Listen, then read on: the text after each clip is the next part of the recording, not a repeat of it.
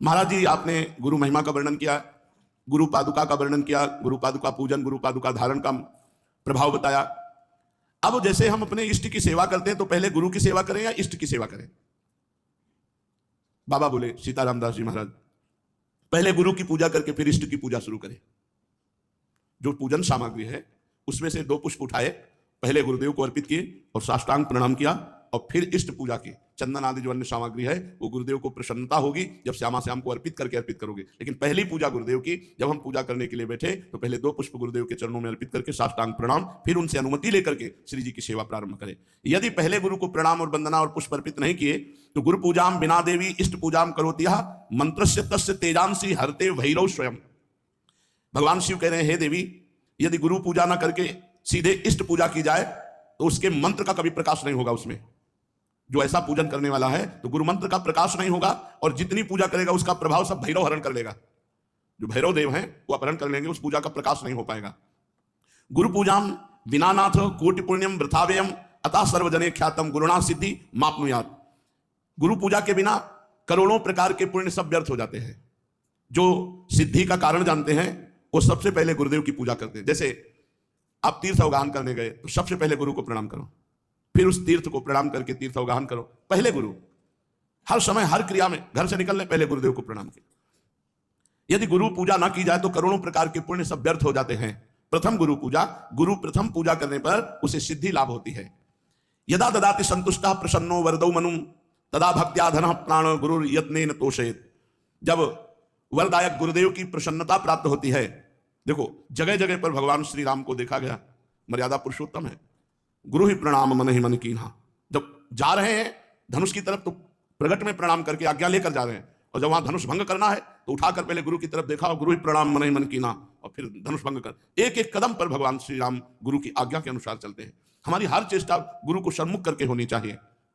जो अपने गुरुदेव को प्रसन्न कर लेता है, संतुष्ट कर लेता है, उसके गुरुदेव सर्व सिद्धि कारण प्राण बन जाते हैं।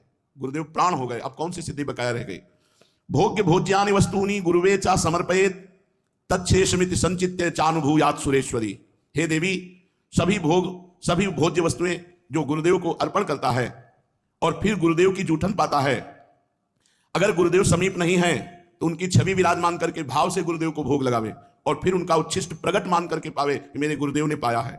इस उच्छिष्ट पान मात्र से समस्त सात्विक वृत्तियां उदय हो जाती हैं। गंधैर्मालैश्च चारवंगी पूजयेत् सर्वदा गुरुम।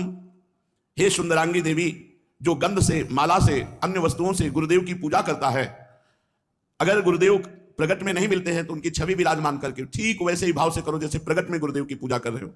हे देवी, जो व्यक्ति अपने गुरुदेव की निष्कपट भाव से सेवा भक्ति करता है और उनका जूठन पाता है, महाप्रसाद, तो जितने तीर्थ आदि हैं, जितने व्रत आदि हैं, उसको कुछ करने की आवश्यकता नहीं। सब तीर्थों का फल, सब व्रतों का फल गुरु को पूजन करके, उनको भोग लगा के, उनका उच्छिष्ट पाने से प्राप्त हो जाता है। हे देवी, श्रुति कहती है कि भोग मोक्षार्थियों के लिए, ब्रह्मा विष्णु महेश्वर के पदाकांक्षियों के लिए केवल गुरुदेव की भक्ति ही एकमात्र उपाय है, अन्य कोई मार्ग नहीं। गुरु भक्ति के द्वारा असाध्य साधना भी साधित हो जाती है। जो असाध्य साधना है वो भी साधित हो जाती है। जैसे बहुत बड़ा पहाड़ जैसा रुई का ढेर लगा हो तो एक दिया सलाई लगाते ही भस्म हो जाती है, ऐसे ही गुरु सेवक के महान पर्वत जैसे पाप भी क्षण में भस्म हो जाते हैं। जो शिष्य महात्मा गुरुदेव का सेवा, शुश्रूषा, आज्ञा उनके परायण रहता है तो उसे अन्य कोई साधना नहीं करनी पड़ती। वो केवल गुरु सेवा कृपा कारिणी बन जाती है और वो समस्त सिद्धियों का लाभ प्राप्त कर लेता है। उसके पाप क्षय हो जाते हैं, पुण्य राशि वर्धित होती है, सब काम उसके अलौकिक ढंग से होने लगते हैं। सब काम अलौकिक ढंग से होने लगते हैं, गुरु कृपा ही केवलम। हे देवेश, दुख मलिन पतित तभी तक रहता है जीव जब तक वो गुरुदेव की भक्ति नहीं करता है। यदि गुरुदेव संतुष्ट ना हो तो कितनी भी बड़ी साधना कर लो, ना तो ब्रह्मा सहयोग करेंगे, ना विष्णु सहयोग करेंगे, ना महेश्वर। तभी सेवक जी ने कहा, गुरु सेवा तज करें जेबान, यह है अधर्म यह है सब हानि, कानि न रसिकन मेरा है, गुरु गोविंद न भेद कराए, संतत सकल सुनो चितलाय, श्री हरिवंश प्रताप जस। गुरुदेव जिस पर संतुष्ट हो जाते हैं तो तीनों देव उस पर संतुष्ट हो जाते हैं, ब्रह्मा विष्णु महादेव, और संपूर्ण मुनि योगी सब संतुष्ट होकर उस पर अनुग्रह करते हैं जिस पर गुरुदेव प्रसन्न होते हैं। समस्त क्रियाओं की सिद्धि का मूल है गुरु प्रसन्नता। अतएव बुद्धिमान पुरुष को चाहिए कि सर्वप्रथम अपने गुरुदेव को प्रसन्न कर ले। बाबा एक एक सेवा का आप जब वर्णन करते हैं तो सुनकर के एक अपार आनंद हमारे हृदय में हो रहा है, एक नवीन उत्साह प्रकट हो रहा है। साथ ही मैं अच्छी तरह से समझ गया हूं कि गुरु सेवा करने से मुझ सरीखे श्रद्धा भक्तिहीन प्राणी को भी परम पद मिल जाएगा। हाँ, तवा दारतिम भय शोको लोभ मोह भ्रमादया यावन नायाति शरणम श्रीम गुरुम भक्तवत्सलम। तभी तक पीड़ा, भय, शोक, रोग, लोभ, मोह, भ्रम ये साधना में विक्षेप डालते रहते हैं जब तक भक्तवत्सल श्री सदगुरुदेव भगवान की शरण नहीं ग्रहण की जाती। अधिक क्या कहूं, यदि गुरुदेव संतुष्ट हो जाए और कह दें कि जा तो मुक्त हो गया, तो इस बात को भगवान भी नहीं काट सकते। बस ये बात पकड़नी। तो कह रहे भगवान भी उस बात को नहीं काट सकते। यदि गुरु कह दे कि जा तो मुक्त हो गया, बस मान लेना चाहिए मैं तो मुक्त हो गया, मेरे गुरुदेव ने कह दिया। जैसे कभी कभी आनंद में उमगन में होते हैं, कह देते तू चिंता मत करना, जब हमने भार ले लिया तो तुम्हें क्या चिंता करना, बस निश्चिंत हो जाना चाहिए कि जब गुरुदेव ने कह दिया कि हमने भार ले लिया तो जब उन्होंने ले लिया। पर जीव देहाभिमानी है, वो इसे विनोद समझ लेता है, इसे व्यर्थ बात को समझ लेता है कि भला ऐसे इनके कह देने से मुक्त हो जाएंगे क्या। एक बार गुरु महिमा प्रदर्शित करने के लिए देवर्षि नारद जी बैकुंठ में गए। ये हमारे पिताश्री के गुरुदेव आते थे, श्री स्वामी शारदाश्रम सरस्वती जी महाराज, वो सुनाते थे, हम बच्चे थे तब सुने थे। तो बैकुंठ में गए, थोड़ी देर बैठे और हटे, विचरण के लिए चल पड़े। तो वहां भगवान के पार्षद जल छिड़क के पोछा लगा रहे थे। किसी कारण से फिर देवर्षि नारद वापस लौट आए, तो उन्होंने देखा जहां हम बैठे थे वहां जल छिड़क के पोछा लगाया जा रहा। तो भगवान से कहा, प्रभु आपका नाम लेते हैं, आपकी शरण में है, तो क्या हम अपवित्र हैं? भगवान ने कहा पार्षदों से पूछो। पार्षदों से पूछा तो पार्षदों ने कहा आपने आज तक गुरु नहीं बनाया, इसलिए आप महान भक्त तो हैं, लेकिन जहां आप बैठोगे तो निगुरा जहां बैठता है वो अपवित्र जगह हो जाती है। तो देवर्षि नारद जी ने भगवान से कहा कि आप ही हमें बताओ, हमारे तो गुरु आप ही हो, आप बताओ हम किसको गुरु वरण करें। तो कहा कल प्रातः काल आंख उठते ही जिस पर पहली दृष्टि पड़ जाए उसी गुरु बना लेना। प्रातः काल आंख खुली, जब बाहर निकले, पथ में देखा तो बहंगी में दोनों तरफ जल भरे हुए कहार बुझा रहे। तो उन्होंने कहा कि तो कहार है, कोई भगत हो तो गुरु बनाए, तो कहार है, इनको क्या गुरु बनाना है। और पानी ढोकर के दूसरों के घरों में ले जाता है, कोई संत महात्मा होते तो गुरु बनाते हैं। भगवान के पास पुनः गए, भगवान ने कहा गुरु बनाया। उनका प्रभु तो कहार है, तो गुरु की जाति देखी? नहीं प्रभु, वो पानी दूसरों के घर में ले जाते। तो गुरु की क्रिया देखी? जाओ मैं तुम्हें शाप देता हूं, 84 लाख योनियों में भटको। देवर्षि नारद जी घबरा गए, कहा प्रभु अब कैसे मुक्ति हो सकती है, आपके श्रीमुख के वचन तो परम सत्य होते हैं। तो कहा अपने गुरुदेव से पूछो जाके, कहां मिलेंगे? जहां तुम्हें मिले थे। वो स्वयं भगवान ही कहार बनकर गए, चरणों में लौट गए, भगवान मुझे क्षमा करो, आप हमारे गुरुदेव हैं, मैंने आपको गुरुदेव रूप में वरण कर लिया, पर भगवान ने शाप दे दिया, ऐसी ऐसी बात थी। तो उन्होंने 84 ऐसे गोल गोल बना दिए जमीन पे और कहा ऊपर का कपड़ा उतार के लौट जाओ। लौटे, बोले 84 लाख योनियों तुमने पार कर ली, अब तुम्हें 84 लाख योनियों में नहीं जाना पड़ेगा। नारद जी भगवान के पास गए, बोले प्रभु गुरुदेव ने ऐसा बोले, फिर संशय गुरुदेव के वाक्य पर, तुम 84 लाख योनियों से मुक्त हो गए क्योंकि गुरुदेव ने कह दिया। तो यहां शास्त्र में कह रहे कि यदि गुरुदेव भक्तवत्सल कह दे कि जा तो मुक्त हो गया, तो विश्वास करो भगवान भी इस बात को नहीं काट सकते। यावत चोपाधि पर्यंतम तावत शुश्रूषेद गुरुम गुरुवत गुरु भार्याम तत्पुत्रेषु च वर्तनम। जब तक देह रहे तब तक गुरु की आज्ञा में, गुरु की सेवा में रहे। यदि गुरु आज्ञा करें तो गुरु पत्नी, गुरु पुत्र सबकी सेवा में। ऐसा पूर्व के भक्तजन करते रहे। महाभारत उठा लो, चाहे वेद उठा लो, सब जगह गुरु सेवा। क्योंकि उस समय गुरुजन जो रहते थे वो जंगलों में रहते थे, पर्णकुटी में रहते थे, पर उनकी गुरु पत्नी भी रहती थी, उनके पुत्र भी होते थे। तो यहाँ आज्ञा कर रहे हैं कि अगर गुरु आज्ञा करे तो गुरु पत्नी, गुरु पुत्र आदि की भी गुरु के समान ही सेवा करें। यश देवे पराभक्ति यथा देवे तथा गुरो तस्सेते कथिता हरथा प्रकाशन्ते महात्मना। जिसकी परमेश्वर में जैसी भक्ति है उसी तरह गुरु में भी वैसी भक्ति होनी चाहिए, परमेश्वर के समान। श्वेतरोपनिषद में है यश देवे पराभक्ति यथा देवे तथा गुरु। जैसी भगवान में भक्ति है वैसी गुरुदेव के प्रति भगवत भाव होना चाहिए, तभी उसकी बुद्धि शुद्ध होगी और तभी शास्त्र के वाक्य ज्ञान उसके हृदय में प्रकाशित होंगे और गुरु का अनुभव उसके हृदय में स्थित हो जाएगा। शिष्य को समझना चाहिए कि गुरु ही हमारा सृष्टि करता है। हमारे अंदर जो भक्ति की सृष्टि होगी वो गुरुदेव ही करेंगे। गुरुदेव ही हमारे दोषों का विनाश करने वाले संहारकारी रुद्र है और गुरुदेव ही हमारे सद्गुणों का पालन करने वाले भगवान श्री हरि है। अर्थात सृजन, पालन और संहार तीनों कार्य हमारे गुरुदेव करते हैं। हमारे हृदय में दैवी संपदा का सृजन, भगवत भाव का सृजन और उसका पालन और दुर्गुण दुराचार का विनाश। गुरु संतोष मात्रेण तुष्टा शिव सर्वदेवता। यदि गुरु संतुष्ट हो गए तो त्रिभुवन के सारे देवता संतुष्ट हो गए। गुरु तुष्ट हो गए तो भगवान शिव प्रसन्न हो गए। गुरु रुष्ट हो गए तो भगवान त्रिलोचन रुद्र रूप होकर उसके साथ सद्गुणों का संहार कर देंगे। अगर गुरु रुष्ट है तो यह अधर्म, यह सब हानि, कानी नरस कर मेरा है। बड़ा भारी अधर्म हो गया, बड़ी भारी हानि हो गई। अब रसिकों की सभा में उसका कभी आदर नहीं हो सकता। गुरु तुष्टे शिवस्तुष्टो रुष्टे रुष्ट त्रिलोचना। अगर गुरु नाराज हो गए तो मानो त्रिलोचन रुद्र भगवान उसका सर्वनाश कर देंगे। गुरु पाद रजो यस्तु सुधि मूर्धनि धारयेत सा तीर्थ कोटि फलम 10 गुणम लभेत। जो सुजान व्यक्ति अपने गुरुदेव की चरण रज को अपने मस्तक पर डालता है वो करोड़ों तीर्थों के अवगाहन का तत्काल फल प्राप्त कर लेता है और तीर्थों से 10 गुना लाभ उसे प्राप्त होता है। 10 गुणम लभेत फलम। शिष्य भक्त ने प्रश्न किया सीताराम दास जी से, मैं तो महामूर्ख हूं गुरुदेव, अपने गुरुदेव को अभी तक पहचान नहीं पाया, उन्हें मनुष्य ही समझ रहा था और तीर्थ तीर्थ भ्रमण किया, क्या गुरुदेव की चरण तल में सारे तीर्थ विराजमान है? इस बात को ना जाने कब मन में विश्वास दृढ़ होगा? हे देव और कृपा करके गुरु महिमा बताइए। सीताराम दास जी महाराज बोले, गुरोः पादोदकम यस्तु नित्यम पिबति भक्तितः सार्ध त्रिकोटि तीर्थानाम फलम सा लभते ध्रुवम। जो मनुष्य भक्ति पूर्वक नित्य गुरु का चरणामृत पान करता है वो 3.5 करोड़ तीर्थों का सेवन का फल प्राप्त करता है। धन्य है महाराज, गुरु चरणामृत में इतनी शक्ति। अरे सुनो, त्रिसंध्यम पिबेत यस्तु गुरु पादोदकम सुधी तस्य नास्ति पुनर्जन्म संसारे दुख वर्तमनि। कोई साधन ना हो, केवल 3 बार चरणामृत पीता हो, सुबह दोपहर शाम, बोले वो निश्चित भगवत प्राप्ति कर लेगा। केवल गुरु चरणामृत से, विश्वास करो, गुरु चरणामृत 3 बार पीने को मिल रहा है, इतने मात्र में भगवत प्राप्ति हो जाएगी। जो बुद्धिमान शिष्य तीनों संध्या काल में गुरुदेव का चरणामृत पान करता है वो इस मोहपत रूपी दुख भय संसार में उसका पुनर्जन्म नहीं होता। कितनी बढ़िया सुविधा है भगवत प्राप्ति की। वृंदावन वास, गुरु चरणामृत, गुरु उच्छिष्टामृत, गुरु पादुका का सेवन और गुरु चरणों के आश्रित होकर उनकी आज्ञा का पालन, हो गई भगवत प्राप्ति।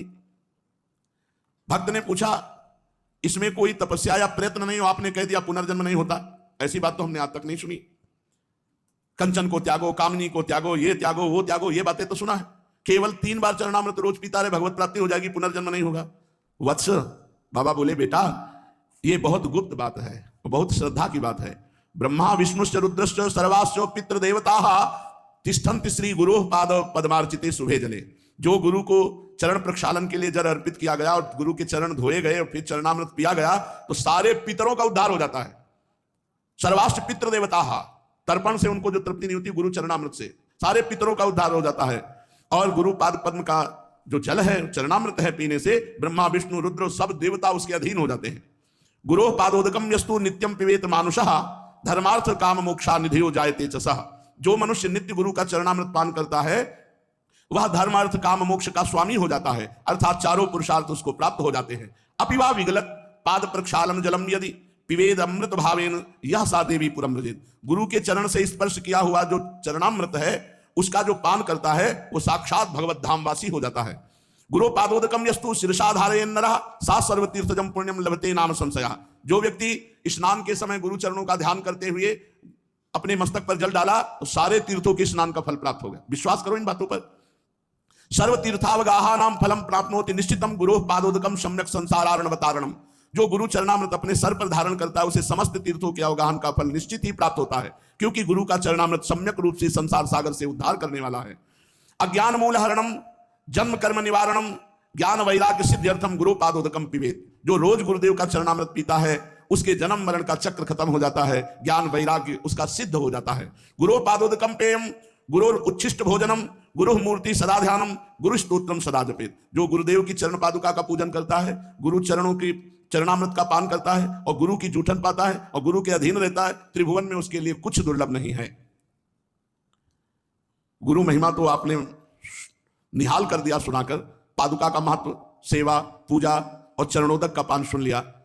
अब शिष्य के लिए और ज्ञातव्य क्या है? बाबा बोले, बेटा वत्स, गुरोरन्नम महादेवी यस्तु भक्षणम आचरेत कोटि जन्मार्जितम पापो तत्क्षणादेव नश्यति।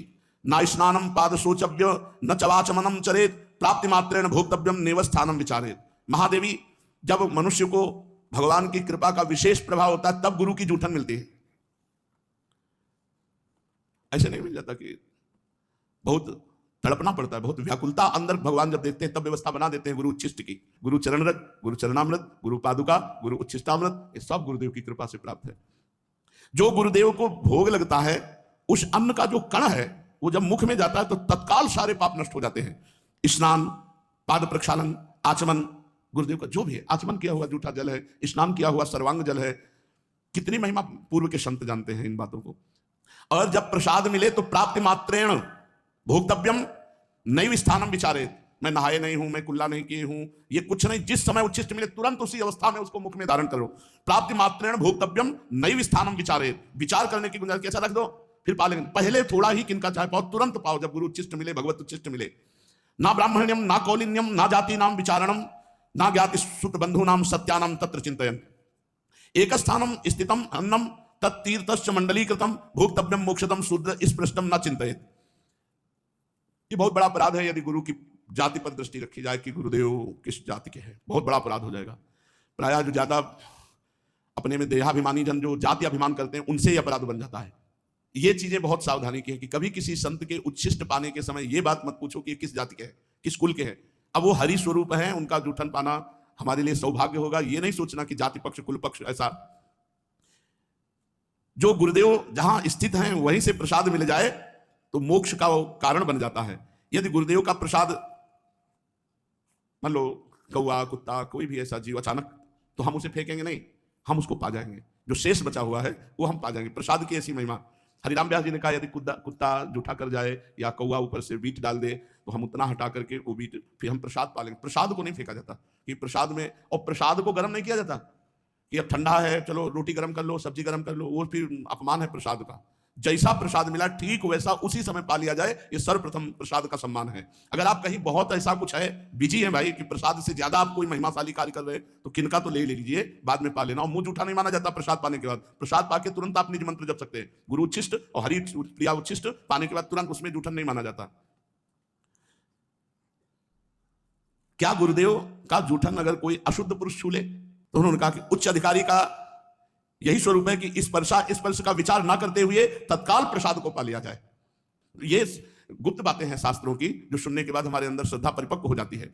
अनाधिकारी वही है जो गुरु के प्रसाद पर दृष्टि दूसरी कर ले। अरे ऐसा अधिकारी वही है जैसा, मतलब गुरु अधिकार की तो बात सबको पचेगी भी नहीं। जो एक बार बाल कृष्णदास जी के पावन चरित्र में जो उस समय के श्रोता हैं, उस मतलब पचेगी ही नहीं, किसी को नहीं पचेगी। छी ऐसे होगा, नहीं होगा। मतलब महाराज जी की अशुद्ध बेशुद्ध अवस्था, और उस समय वो लघुशंका, तो उसका प्रसाद सबने, मतलब पचेगी ही नहीं किसी की, ऐसा कैसे हो सकता है। और बालकृष्णदास जी के पावन चरित्र में लिखा हुआ है, उन सब देवी जी और जितना भी परिकर था सबने, और श्री कृष्णाकार वृत्ति में उनको होश नहीं है वैसा। गुरोर उच्छिष्टकम देवी भुक्ति मुक्ति प्रदम भवेत अवश्यम वैष्णव शिष्य भोक्तव्यम तद दिने दिने। हे देवी, गुरु का उच्छिष्ट जो प्राप्त करता है रोज, तो उसे भोग ऐश्वर्य भी प्राप्त होता है और मोक्ष भी प्राप्त होता है। वो अहोभाग्य है उसके जिस वैष्णव को अपने गुरुदेव का रोज उच्छिष्ट प्राप्त होता हो। गुरोर उच्छिष्टम च देवेशी तत्सुतोच्छिष्टमेव च भोजनीयम न संदेहो विकारश्चेत अधोगति। जो गुरु का उच्छिष्ट प्राप्त हुआ और उसमें क्या है, बोले निश्चित दुर्गति को प्राप्त होगा। तवोच्छिष्टम महादेवी ब्रह्मादि नाम सुदुर्लभम। ब्रह्मादि के लिए भी गुरुदेव का उच्छिष्ट दुर्लभ है। गुरु उच्छिष्टम तथा प्रोक्तम महापूतम परात्परम। जो गुरु का उच्छिष्ट पाता है परम पूत अर्थात परम पवित्र हो जाता है। गुरु रुचिस्केर यस्तु सर्वागमन लेपयेत। अब देखो एक बड़ी महिमा की बात कह रहे हैं। गुरु का उच्छिष्ट पड़ा है, जहां गुरु ने पाया है वहां का ऐसे सब लेके अपने शरीर पर जो लेप करता है, ऐसे गुरोर उच्छिष्ट केर यस्तु सर्वागमन लेपयेत वज्रोपितस्य गात्राणि न भिन्नति कदाचन। कोई भी भूत प्रेत पिशाच यक्ष राक्षस तंत्र मंत्र मारण मोहन वशीकरण उच्चाटन कुछ भी उसके शरीर को प्रभावित नहीं कर सकता, जो गुरु का उच्छिष्ट लेप करता है। जहां गुरु ने प्रसाद पाया वहां ऐसे हाथ से सब करके जूठन सहित पूरे शरीर पर लेप करता है। कोई मारण मोहन वशीकरण उच्चाटन भूत प्रेत पिशाच राक्षस ये स्पर्श नहीं। वज्रम वज्रोपितस्य गात्राणि, जैसे वज्र का प्रहार कर दे तो नष्ट हो जाए, ऐसे ही जो भी उसके ऊपर तो वो खुद नष्ट हो जाएगा, उस शिष्य का कुछ नहीं बिगाड़ सकता। गुरु उच्छिष्टम अपन्नम यो भक्षेत भक्ति भावतः अन्नपूर्णा जगत धात्री तस्य ऐश्वर्य प्रयच्छति। जो गुरुदेव के उच्छिष्ट को बड़े भाव से पाता है तो अन्नपूर्णा मैया उस पर बड़ी कृपा करती है और सदैव भंडारा भरे रहती है। हे परमेश्वरी, यदि कभी प्रसाद भक्षण में भ्रम हो जाए और प्रसाद का अपमान कर दे तो करोड़ कल्प तक उसका उद्धार नहीं हो सकता। कदाचित परमेशान यदि तत्र भ्रमो भवेत न तस्य निष्कृति दृष्टा कल्पकोटि शतैरपि न भक्षयेदि यस्तु मोहात् गुरोरुच्छिष्टकम प्रिये तस्य क्रुद्धात् भवेत् त्वं विपित्तश्च पदे पदे। जो गुरु की अवहेलना करके उनके उच्छिष्ट का अनादर कर देता, कदम कदम पर विपत्तियां उसको घेर लेती हैं, उसको नष्ट कर देती है। गुरु की आज्ञा का पालन, अब उच्छिष्ट के बाद गुरु की आज्ञा का पालन करना ही सर्वशास्त्रों का परम रहस्य है। गुरु आज्ञा का कभी उल्लंघन न करे और न उनकी बात का कभी खंडन करके अपनी बुद्धि लगाकर उत्तर दे। दास की तरह दिन रात उनकी आज्ञा का पालन करे। न शृणुयात गुरु वाक्यम शृणुयात वा परांगमुखा अहितम वा हितम वापि रौरवम नरकम ब्रजेत। जो गुरु की आज्ञा का उल्लंघन करके अपनी मनमानी आचरण करता है उसको रौरव नरक की प्राप्ति होती है। आज्ञा भंगम गुरुदेवी या करोति सा मूढ़धि प्रयाति नरकम घोरम सुकरत्व मवाप्नुयात्। जो गुरु आज्ञा का उल्लंघन करता है वो शुकर कुकर योनि को प्राप्त होता है। वृथा धर्म वृथा आश्चर्यम वृथा दीक्षा वृथा तपः। उसका तपस्या बेकार, उसकी दीक्षा बेकार, उसका आचरण बेकार, उसका धर्म बेकार, जो गुरु की आज्ञा का उल्लंघन कर देता है। निर्गतम यद गुरुर्वक्ता सर्वशास्त्रम तदुच्चेत। गुरु का आदेश स्वयं शक्तो ना परम पेर ये तेत्पे। गुरु के मुख कमल से जो शब्द निकला वही हमारे लिए शास्त्र है। गुरु का जो आदेश हुआ वही कार्य हमारे लिए धर्म है। गुरु की प्रेरणा ही हमारे लिए सब कुछ है। हम कुछ उसमें विचार नहीं करते। यदि गुरुदेव अन्यायपूर्ण आज्ञा करें तो बाबा शिष्य को बिना विचार किए उसका पालन कर लेना चाहिए। अपि तत्रम विरुद्धम वा गुरुणा कथ्यते यदि तत्समंतम भवेद वेद महारुद्र वचो यथा। ये शास्त्र सम्मत बात कह रहे हैं, कोई मनगढ़ंत बात बाबा नहीं कह रहे। इसीलिए श्लोक भी लिखा हुआ है। अगर गुरु की आज्ञा का निर्विकार भाव से पालन कर रहा है शिष्य, गुरु जी ने क्या बोल दिया, विकार नहीं आना चाहिए, वैसे ही सहर्ष, तो वो गुरु कृपा का लाभ उसको प्राप्त होगा जो किसी साधना से नहीं प्राप्त होता। समर्थ गुरु रामदास जी महाराज के बहुत से शिष्य थे। शिष्य जहां बहुत होते तो ईर्ष्या भी हो जाती है कि गुरुदेव उनको ज्यादा प्यार करते हैं, हमको नहीं प्यार करते। धीरे धीरे सब शिष्यों में कोई एक होता है जो पूर्ण प्राण समर्पित होता है। एक होता है, कोई बिरला ही होता है जो ऐसे, उन बिरलों में से हजारों थोड़ी होते हैं। तो ईर्ष्या बढ़नी शुरू हो गई जो उनकी शरीर सेवा में रहते थे कि क्या हम शिष्य नहीं, हमको कभी सेवा का आदेश नहीं होता, ऐसा वैसा बड़ा प्यार करते हैं। तो समर्थ गुरु रामदास जी ने एक दिन लीला करी, टांग पे फोड़े का नाटक किया, भारी पट्टी बंधवा के कराहने लगे, बहुत दर्द है। अब सब शिष्य परिकर को बोला बहुत दर्द है। वैद्य बुलाए, नहीं इसकी दवा तो हम जानते हैं, फोड़े का मुंह यहाँ है, अगर पूरा मवाद पी जाए कोई तो अभी हम ठीक हो जाएंगे। मवाद, लघु शंका लगी गुरुदेव, मवाद कौन गुरुदेव का पिएगा। सब धीरे धीरे सकिलने लगे, पीछे बातचीत करते हुए पीछे हटते। समर्थ गुरु की सब पे दृष्टि, केवल वही रह गए जो शरीर। सब शिष्यों को बुलवाया, फिर दोबारा लघु शंका हो गई हो तो आ जाओ। बोले देखो ये पीने के लिए तैयार है। तो बोले पट्टी उठाई, बोले ये है मुंह फोड़े का। कहा गुरुदेव, और जो भी पिया तो पीते चले गए, इतना मीठा पीते चले गए पूरा। और जब पी चुके तो पूरी पट्टी हटाई और देखा तो गुठली और छिलका रस सब पी गए थे। आम था, लंगड़ा आम लंगड़ा आम बांधे हुए थे। बोले गुरुदेव ऐसा तो रोज पिलाया करो तो आनंद हो जाए। अन्य सब शिष्य से कहा देखो इसको पता नहीं था कि ये मवाद है या आम है, आज्ञा पर पीने के लिए तैयार हुए। तुम लोग सब स्वार्थ बुद्धि वाले हो, इसलिए इसे अधिक प्रेम करते हैं। जब तक प्राण और धन, सकल समर्पण प्राण धन, तब तक वास्तविक शिष्यता नहीं आती। श्री शिवाजी समर्थ गुरु रामदास जी के प्रिय शिष्यों में है। जब ये शिष्य बनने के लिए गए तो इन्होंने कहा प्रभु मैं आपके चरणों का दास बनना चाहता हूँ, शिष्य बनना चाहता हूँ। तो उन्होंने कहा भले आ गए, हमारे पेट में दर्द था, शिष्य बाद में बन जाना, पहले दवा की व्यवस्था। उनका राजवैद्य बुलाते हैं भगवान। बोले नहीं मुझे दवा पता है, जंगल में जाओ जहाँ सिंगिनी के बच्चे हों तो उस सिंगिनी से दूध दूह के ले आओ, अगर हम थोड़ा दूध पी ले तो हमारा पेट जो दर्द हो रहा है वो ठीक हो जाएगा। कोई सैनिक नहीं होगा साथ तुम्हारे, कोई अस्त्र शस्त्र नहीं होगा, मतलब मरने के लिए भेज रहे हैं। और बोले सोने का पात्र ले जाना, सिंगिनी का दूध और पात्रों में टिकता नहीं, छेद करके बाहर कर देगा। सोने का पात्र लिया, अकेले गए जंगल में जहां सिंह शावक खेल रहे थे। तो सिंगिनी को देखा, हाथ जोड़ा और कहा मुझे गुरुदेव की औषधि के लिए आपका दूध चाहिए। वो कोई गाय थोड़ी है जो सिंगिनी ने देखा, पुरुष मारी छलांग से, बीच में सिद्ध पुरुष समर्थ गुरु रामदास जी अपने तपोबल से उसको रोक दिया और कहा बेटा हो गया। मतलब शरीर का समर्पण, पूरा प्राण समर्पित हो तो सिंगिनी खाई जाती अगर महाराज बीच में ना जाते। अब एक दिन झोली लेकर के गए, आवाज लगाई भिक्षाम दे, गुरुदेव पधारे। गुरुदेव का सब कुछ है, क्या दूं गुरुदेव को। तो पूरी कागजात में सब खजाना रानी अपना सब वैभव लिख के झोली में डाल दिया। उन्होंने बोला हाँ ठीक है, अब राज्य मेरा, तुम दास बन करके शासन करो और दीक्षा हम दे देंगे। सकल समर्पण प्राण धन, तभी सेवा गुरु की बनती है जब अपना केवल गुरु धन बच जाए। मेरे धन है गुरुदेव, ये बहुत मुश्किल बात है गुरु के प्रति ऐसा भाव आना। ऐसे गुरु भक्त शिष्य बहुत दुर्लभ है और ऐसे ही शिष्यों को परम सिद्धि प्राप्त होती है। सिद्ध श्री रामदास काठिया बाबा जी इतना मोटा काठ डलवा दिया था, केवल रात्रि में ऐसे लंगोटी पर रखते थे अपने शिष्य को और आग जला दी। और वो आग बुझनी नहीं चाहिए, अगर बुझ गई तो मतलब सो गए मतलब मंत्र अनुष्ठान में चूक हो गई। तो जब भी आग बुझ गई एक दिन तो मांगने गए गुरुदेव थोड़ी आग दे दो। उनका इसका मतलब तुम सो गए। इतना मोटा काठ और चैला से पिटाई की, चुपचाप सा। गुरुदेव को नहीं छोड़ा जा सकता, चाहे काट डालो, आप हमारे जीवन धन हो, आप हमारे प्राण हो, तब जाकर भगवान की विशुद्ध भक्ति बनती है। बहुत सुंदर चर्चा है, शेष चर्चा के श्री राधा वल्लभ लाल की।